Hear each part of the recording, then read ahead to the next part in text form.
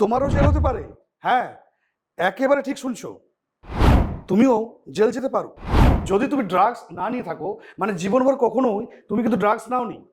মানে ধরো তোমার বন্ধুরা বলছে তুই তো নেশা করিস না, চল আমরা সবাই একটু নেশা করবো, তুই আমাদের গাড়িটা একটু চালিয়ে দে, অনেক মজা হবে। আর তুমি সেটা মেনেও নিলে। ওই গাড়িতে বসে কোনো একজন বন্ধুর শরীরে যদি ছিটে ফোটাও মাদক পাওয়া যায়, এরকম কিছু ড্রাগস যা ভারতে একেবারেই নিষিদ্ধ, যেমন চরস, গাঁজা, অ্যাটসেট্রা অ্যাটসেট্রা, তাহলে তোমারও কিন্তু এনডিপিএস অ্যাক্ট 1985-এর আন্ডারে একই সেকশনে সাজা দেওয়া হবে। আর যা থেকে জামিন পাওয়া কিন্তু খুব একটা সোজা না। সকলের কাছে আমার অনুরোধ, বিশেষ করে যারা মিড এজে আছো, এরকম বন্ধুর থেকে বহু দূরে থাকো, বহু দূরে থাকো যারা নেশাগ্রস্ত।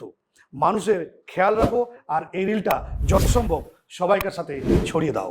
জয় হিন্দ।